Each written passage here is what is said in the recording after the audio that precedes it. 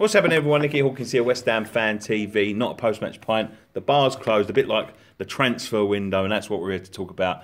The closing of the transfer window. See what you did there, I like that. Or not.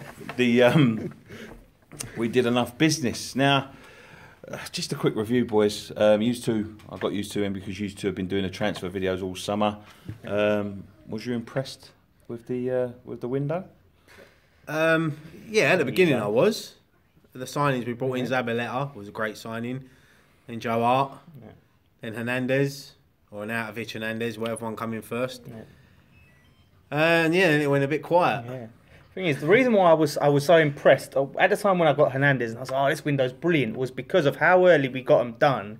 It seemed like now we got time to get more in, and it felt like we'd definitely get more in. That's why everyone was buzzing at the time. Well, I've got to say this: they did business the way we should have been doing business early on. They backed Bilic, didn't they? Apparently he had 6 players that he wanted, and they got 4 of them straight away. So they had a lot of time to work on the other 2. I don't know who the other 2 was. Ozzy Carvalho was one of them. Don't know who the other player was, but it seemed like they was doing their business swift as well. Yeah, without much fuss. Not mucking about like the Hernandez deal. Early. Yeah. It gets a little bit more confusing when we get a little bit later on. But yeah, the Hernandez deal was the main one for me. For the money we paid for him, you can see already for the first 3 games he's got 2 goals already. I was a bit disappointed with the end of the window though. I'll be honest with you, it really disappointed me. Yeah, I was really not happy, and the fact of deadline day, it just didn't seem like we really were trying to get someone in. Like there was no intention. And you hear obviously all the stories that have come out about we're happy with the squad, and then the Cavallo. Do you believe that though? Do you believe he's happy with the squad? Honestly, I'll be honest with you. I've heard him say this a couple of times. I remember him saying this in January last year, or this year actually, that he's happy with the squad and he's happy with what he's got. Is any manager, and should any manager ever be happy with what they've got? They should always want better. Yeah, there's always room for improvement. Unless you're winning the league. Is that something you've got to say though, so you don't upset players? But really. The problem is, I mean, if we'd have won our first 3 games and we were sitting top of the league and Bilic said that, you'd all think, yeah, all right. But when you've seen the performances we have, we all know that we need more players, especially in that centre mid, and that's why that Carvalho would have been perfect. Even like I said, even you can't get Carvalho because of the money or whatever. You got someone like Jack Wilshere at Arsenal that's desperate. Apparently, his agent was on the phone to West Ham begging for us to sign him, but we just didn't want to know. There's always areas you can improve or strengthen in depth. So there's no reason to never say, "Oh, I'm happy with what I've got." Every team. What are our chairmen doing? What do you believe that they're?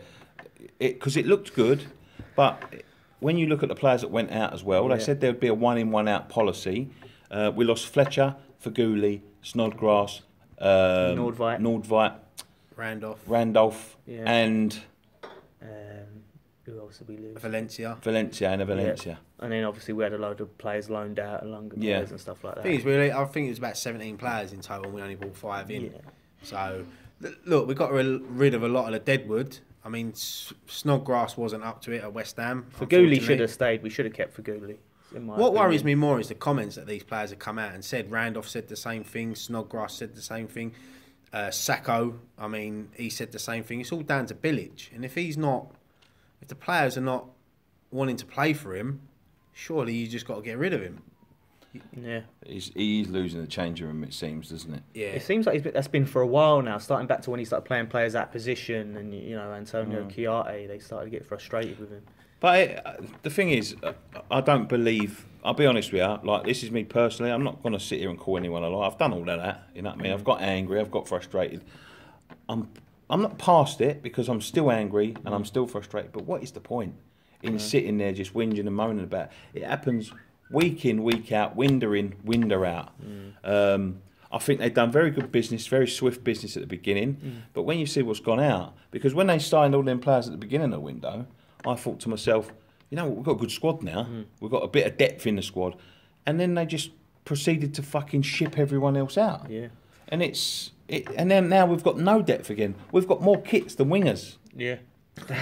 I'd like to have seen us kept Fletcher, but then again, the money we was offered for him was good money. No, do you know what? I think the Fletcher deal Faguli was... for me was the one that we should have kept. I thought For £4 million quid. He scored last night on his debut for Galatasaray. Like he is a good player, and I just think he had that bit more than what Snodgrass could offer. Yeah, I think he would have kicked on nicely. There was times last year when I thought he looked a very good player. But the way they look at it, I mean, if you look at it like if I give you a car, and a year later someone offered you $4 million for it, you're going to sell it, inn't you? That's what I mean. You get a free transfer like that, can you, though? It's a business, isn't it? They're businessmen. And look, I'm not sticking up for them. I'm just saying, like, from a business point of view, like, you got this net spend, $4 million over 2 seasons, like I said on my video the other day. From a business point of view, that's fucking brilliant business. Like, you think, well done. But then from a fan's point of view, it's not good enough. From a football club, if you're having ambition as a football club, you shouldn't really be... Because it seems to me like it is about the money, and they've tried to balance it out and go, right, we'll bring some in, but we've got to sell enough, so then we don't really spend that much. Cause, So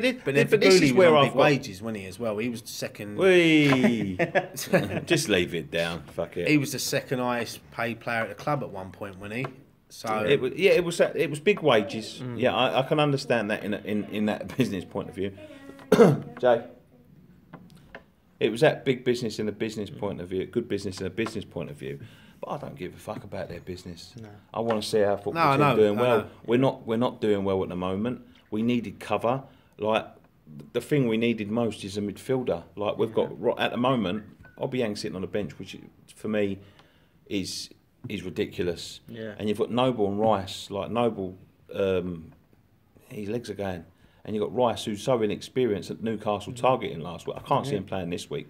Obviously, we've got Czech and Obiang, but we just end up being so thin.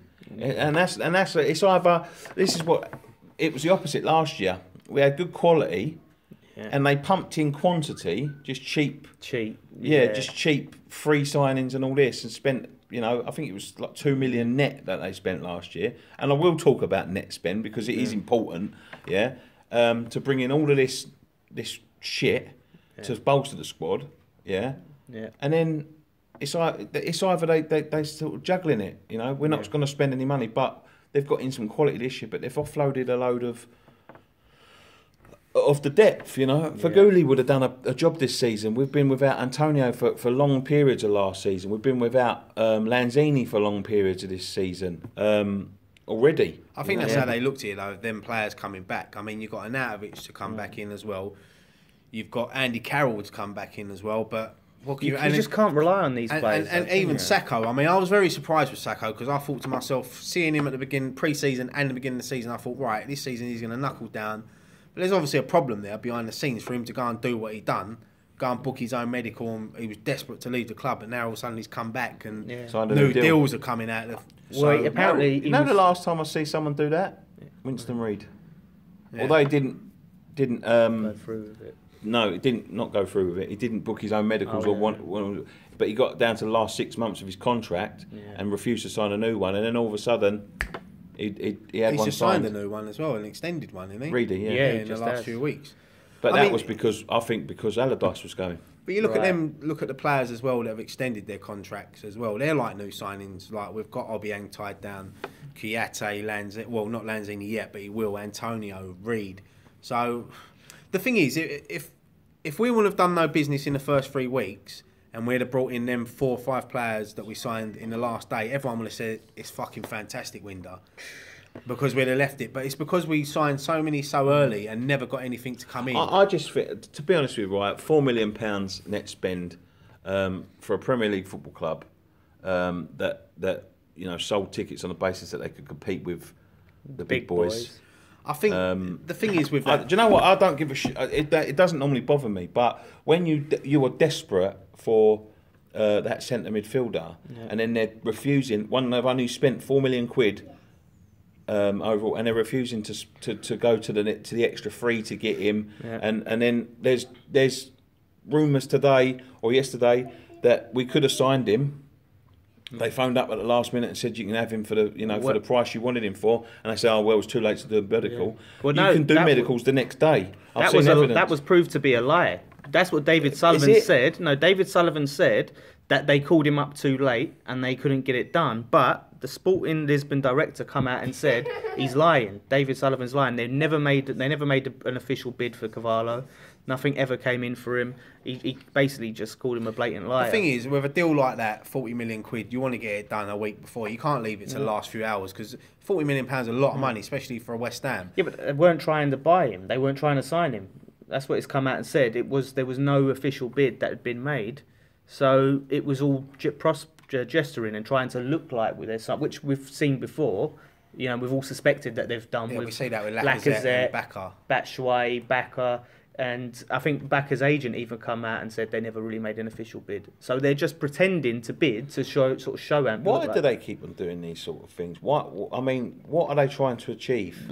Because they know that they sold us this stadium on the fact that show ambition. So they want to look like they're being ambitious without actually being ambitious and just keep us ticking over with the bare minimum. But we're not stupid now, are we? No, exactly. The thing is, though, I mean, a lot of this final season at the Bowling went to a lot of West Ham fans' heads. We're not a top 6 club.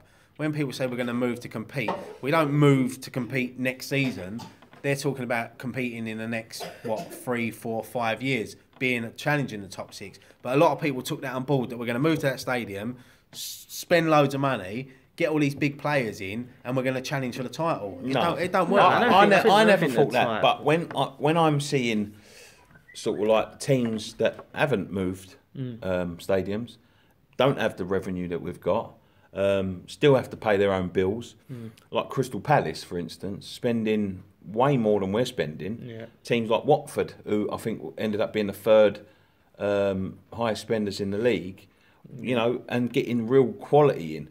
Apparently, we got offered Renato Sanchez and the guy that signed for West Brom. Zanovic or whatever. Yeah, on the last day of the transfer, and they refused. Yeah. And it's a position we need to fill.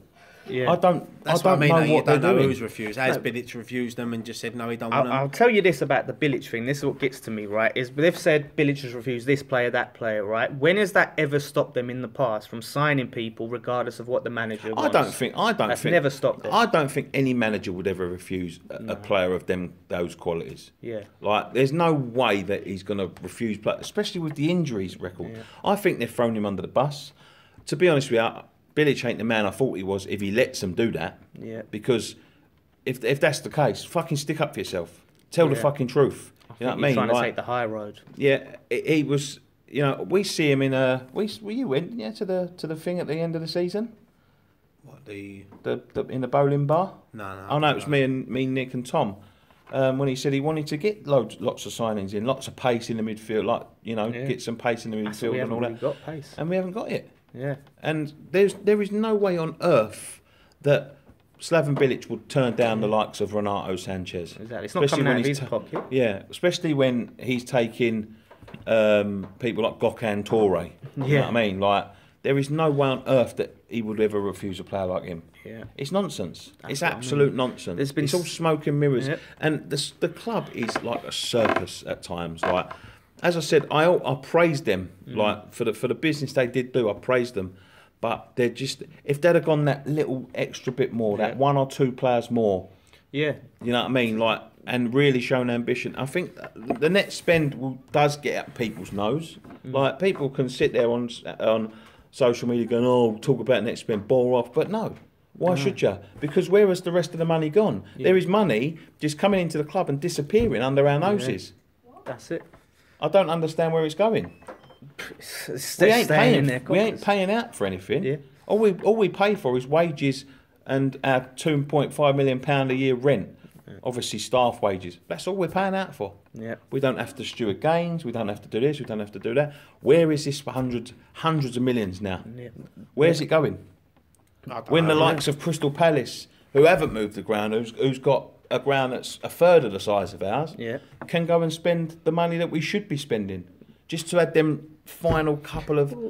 Look at Mamadou Sakho. We could have gone out and got him. You could have just whacked out the 25 mil on him. Do you know what? Right, £24 million he cost them. Yeah, £24 million. That's as much as our record signing for a start. Yeah. Yeah. £24 million he cost them for a defender. Right. Yeah. Where have we had the most problems? I know. Defence. But the thing is, Reed is always injured. Reed's, you got to think about it, right? Reed's only played at Old Trafford. Southampton, he got injured in the warm-ups. He didn't play in that game, and he didn't play against Newcastle. Reed's going to make a big difference when he comes back. Of course, but then how long is he going to be back for? He's back after international break. Yeah, but then when he's back, how long before he gets injured again? And then you've got Font, who should have been moved on, in my opinion. The thing is, though, you could say that about. We could have signed that Sacco, and he could have got injured first game. Yeah, but you just look Injuries happen on football pitches. They do, but I'm saying, like, look at Carroll. Like, players that consistently seem to get injured, you can't respect them to complete. We seem to have them all. Yeah, Anyone loads. that's got Lanzini. anyone's got them sort of injury problems. We seem to have them all. We seem to have Carroll. We've got Reed. We've got one in every position. We've got Lanzini. Yeah. They're back for a little bit, then they're Sacco. injured again. Sacco, yeah. Sacco, but The thing is, though, like, the window's done now. It's all he's got to work with. At the end of the day, it comes down to the manager picks the team. He does the tactics. He's got to get results. The chairman can't change that now. They can't do nothing. It's until January now. That's it. The question is now whether is Bilic is going to be the man to take us to the January transfer window, because you got rumours now that Benitez wants to walk out of Newcastle and West Ham are going to offer him a job. And listen, if you're going to sack Bilic, do it now. They should have done it after the Newcastle game. We've seen it before. I don't think they are. I think they're going to give him until as long as they can until about get to as close as November. Christmas, January time as possible, and then they're going to out him. But then if he goes out and wins the next 4 or 5 games in a row, you can't sack him. You can't sack him for winning games, can you? No, then they're stuck because they're thinking, shit, we can't sack him now. We should have sacked him. They've played this game before Yeah. with Avram Grant and Martin O'Neill. But they give Avram Grant the season, didn't they? Yeah, but they didn't want to, did they? They had fucking Martin O'Neill. I And know. Martin O'Neill was sitting up in the stands and found out what they was planning to do and ended up sort of backing out on it because he felt bad for the man. yeah, They play these games. Look, I don't care. Our owners have got no class. nah. They've got no etiquette. No, they're ruthless businessmen, isn't they? That's the way it comes down. And the thing is, I mean, when you get people slating Karen Brady on Twitter all the time, and they don't even know why they're slating her. Yeah. She's not involved in transfers and all that shit. She deals with all the other stuff. Like, I think the thing that gets up people's noses why is the lies. Yeah. There's been a lot of lies told and a lot of mistruths and a lot of, Constant lies, just it's lies just- after just- lies. It is. There's lies. Then there's what can you call it? They're not half truths, but they made it look one way and it's a totally the thing different is, way. though, like I've always said, is results change atmospheres. And if we'd have won the first 3 games of the season, no one would be fucking moaning now. And that's the truth. But here's the thing. This is what I done a transfer video, and I said, right, no matter what happens, even if we do well this season, right, and you think we managed to finish 9th or 8th, if we would have signed that much more bit of quality, we'll be thinking, imagine if we signed Cavallo and some other players. Where could we have finished then? And where could we have finished? Do you know what I mean? If we'd gone out, you need to. I know what you're saying there, but you could also sign them players and they don't work out. Well, yeah, but you've like got Snodgrass and them players could cost us games, and it's one of them things. I mean, look at the Boleyn season. We was 2 games away from Champions League football that season. Yeah. You know, it's one we of had them. Pyatt. Like, imagine. Yeah, you can that's get what I quality- mean. Like that Boodaboos, right? His name does crack me up. Someone who he's like Pyatt, creates loads of chances and stuff. Why don't we try and get that really creative player? Because you talk about Lanzini, he doesn't create nearly as many chances as Pyatt did. We could have gone for someone like Mahrez as well. Yeah. We could have shown ambition and said to Leicester, here's for Everton signed Signesson for 45 million. Personally, I'd have got him. I'd Why? rather Why gone for didn't him we do that? than that Carvalho, because I know that he's a proven Premier League player. But They do not want to spend. I tell you that they want to do the bare minimum and pump as little money into this club. They're trying to get out of the club with as much money as our they can. top, our starting 11 now, if you write down our starting 11 fully fit, is a top 8 team. Easy. But it's keeping them players fit. And the tactics and the But you've management. also got, like I say, you've got Carroll coming back after the international break. He's going to make a massive difference, not only just as a player, just as a leader on the pitch. Because for me, Martin Noble this season, I don't know what's wrong with him. I mean, for him to come out and say they're tired after 3 games is an absolute fucking joke. Like, they get pampered in pre-season, they get pampered before and after games. All they've got to do is go out and show art for 90 minutes. I mean, people slate Joe Hart. Like, for me, Joe Hart's done nothing wrong in a West Ham shirt. And did you see when Declan Rice fucked up that goal? Yeah. Who was the first person to run out, say, lift your head up, come on. Like, Noble should be doing that. I feel so sorry for Joe Hart having to start his West Ham career behind that defence and that midfield. Once we get Winston Reid back, it'll be totally But different. the midfield needs to be sorted as well. Kiate's got to go back in the centre. and it's out of Obiang and Noble who you play at the moment. Obiang. For me, it has to be Obiang. Then you get an out of each back after the Huddersfield game.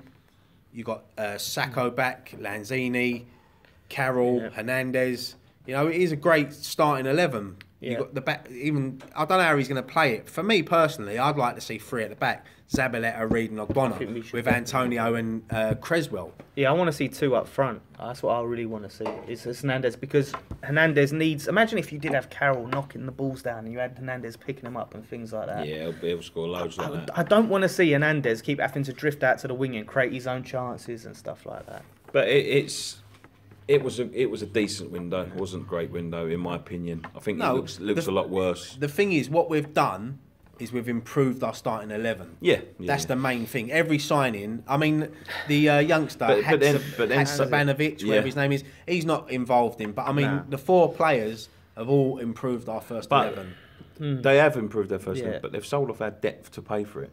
And they shouldn't have to do that. That's the thing that concerns me the most. Well, was a one lot was of- a loan and one was a free transfer. But Yeah. you know, after we bought a few of the signings we made, there was this talk about we have to sell to buy it, and you think we haven't spent that much money. I haven't spent any money. Yeah, exactly. And we was like, we've got to sell to buy it. Where is this coming from? I'd really like to see. I know we ain't got quite as much money as Everton. I but think I'd like some to see people similar just business. make things up, mate. And social media is such an easy thing now. You put one story out, Then everyone picks everyone it up. escalates, and yeah. it goes round and round. And people don't really know the truth. The only people that know the truth are Gold, Sullivan, and Brady. But when you keep hearing these stories, right, you think sometimes there's no smoke without fire. But if that is true, I'm not saying it is true, but if that is true and we had to sell to buy, I want to know why. Yeah. Oh, I yeah. don't believe that. I don't believe we had to sell to But buy. but I'm telling you, right, for that Sporting Lisbon story that come out, the director has come out and said it, and he said he put the onus on Sullivan. Prove that you made a bid for Cavallo. I want you to come out with proof, and I bet you for a fact he will not come out and make that proof. He fucked off to Marbella. Yeah, he was in Marbella on deadline day. Yeah, I know. That's What why does I that knew tell nothing you? was He's going to on get done. Usually, David Sullivan's the one who's at the club Yeah. trying to get things done. David Gold, I don't know where he is. You know, I'll tell you, I used to really like that. Over there.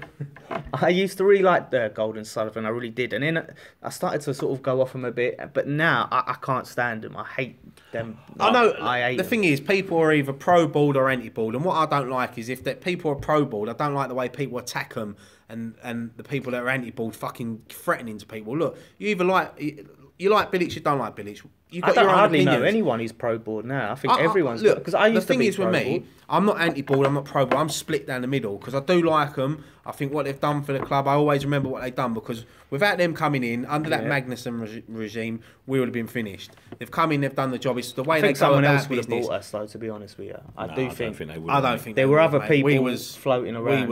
We was in a bad way, and they steadied the ship. Yeah, we got Oh, yeah, relegated, but they went out. They got Big Sam, Kevin Nolan. We went back up.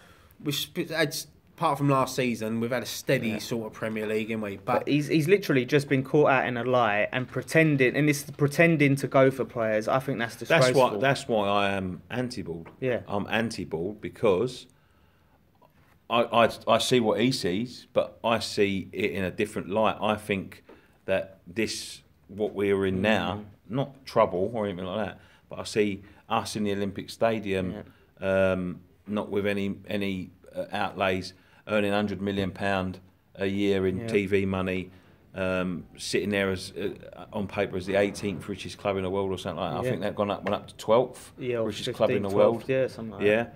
and I think that was always the aim. Like I don't think they would have bought us if they didn't think that we had Exactly. a chance to And get they into come the out and stadium. said, I don't sorry. think they would have got a chance. They wouldn't have bought us if they didn't think they could sell us on for a huge profit. Yeah. I don't think that they're the saviours of this club. I think they looked at a club that was in dire mess. Thought, I can get them for cheap and I can sell them for a lot the of thing is, money. everyone that buys a business, because that's what West Ham is. Do you know what? I wouldn't mind if they did buy. Everyone buys a business to make a profit on it.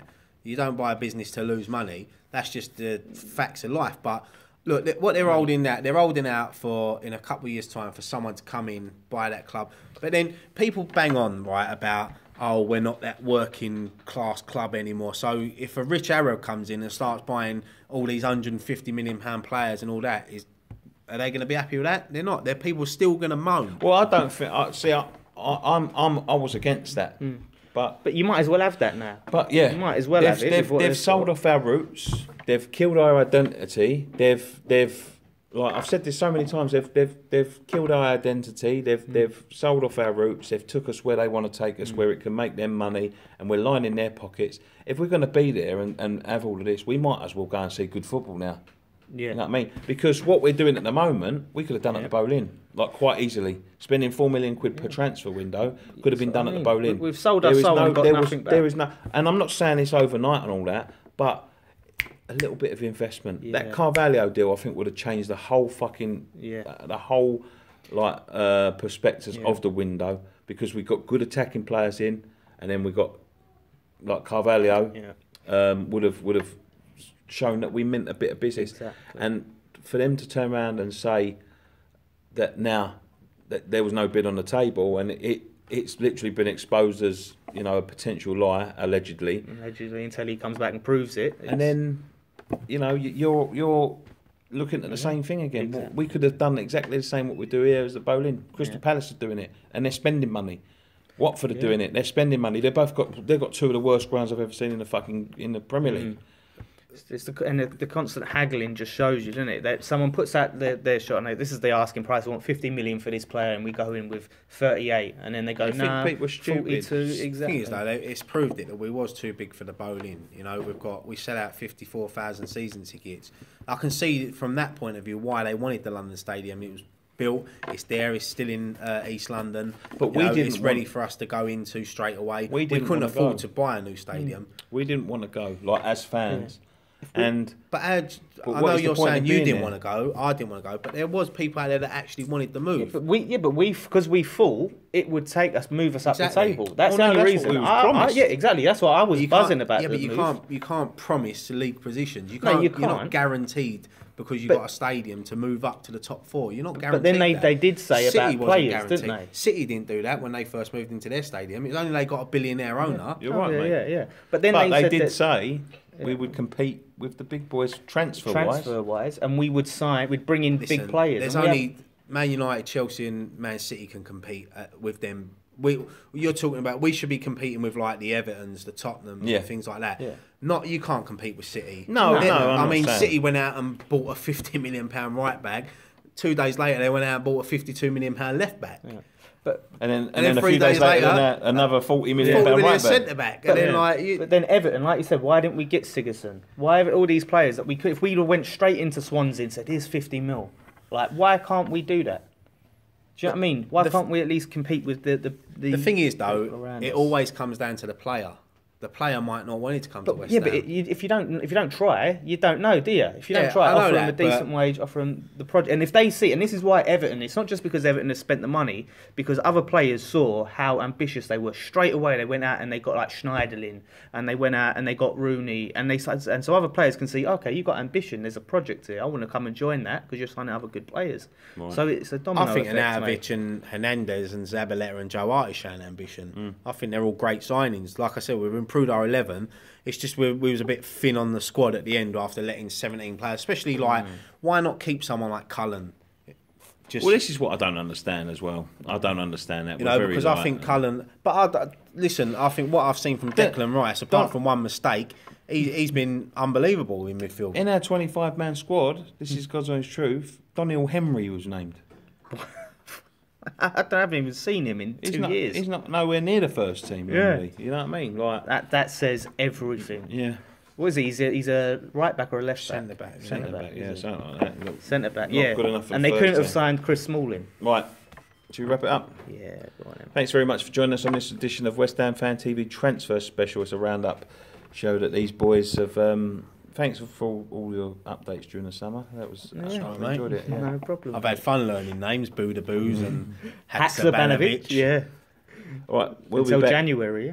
Until January, yeah, they'll be back in January. At least that's only 4 weeks long. Yeah, let's hope we have one player at least to talk about. Carvalho. Yeah, go and follow us on Twitter at West Ham Fan TV, Facebook.com/West Ham Fan TV. Follow us on Volley at West Ham Fan TV, Snapchat, Instagram, all the good stuff. Website coming soon. Come on your irons.